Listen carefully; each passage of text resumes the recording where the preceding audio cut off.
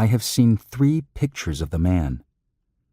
The first, a childhood photograph you might call it, shows him about the age of 10, a small boy surrounded by a great many women, his sisters and cousins, no doubt. He stands in brightly checked trousers by the edge of a garden pond.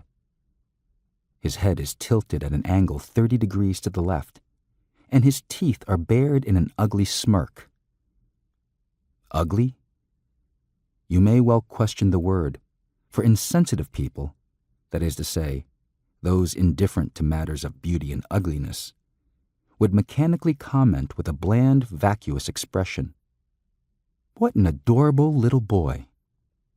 It is quite true that what commonly passes for adorable is sufficiently present in this child's face to give a modicum of meaning to the compliment.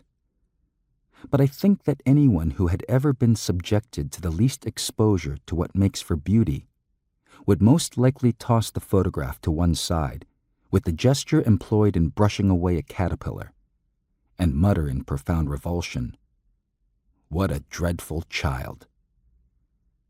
Indeed, the more carefully you examine the child's smiling face, the more you feel an indescribable, unspeakable horror creeping over you. You see that it is actually not a smiling face at all. The boy has not a suggestion of a smile. Look at his tightly clenched fists if you want proof. No human being can smile with his fists doubled like that. It is a monkey.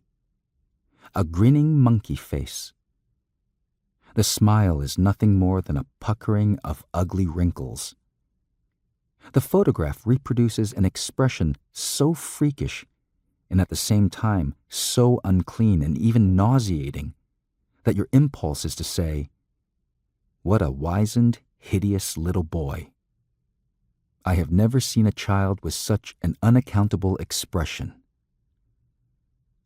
The face in the second snapshot is startlingly unlike the first. He is a student in this picture, although it is not clear whether it dates from high school or college days. At any rate, he is now extraordinarily handsome. But here again, the face fails inexplicably to give the impression of belonging to a living human being. He wears a student's uniform, and a white handkerchief peeps from his breast pocket. He sits in a wicker chair with his legs crossed. Again he is smiling. This time, not the wizened monkey's grin, but a rather adroit little smile. And yet somehow, it is not the smile of a human being. It utterly lacks substance, all of what we might call the heaviness of blood, or perhaps the solidity of human life. It is not even a bird's weight. It is merely a blank sheet of paper, light as a feather, and it is smiling.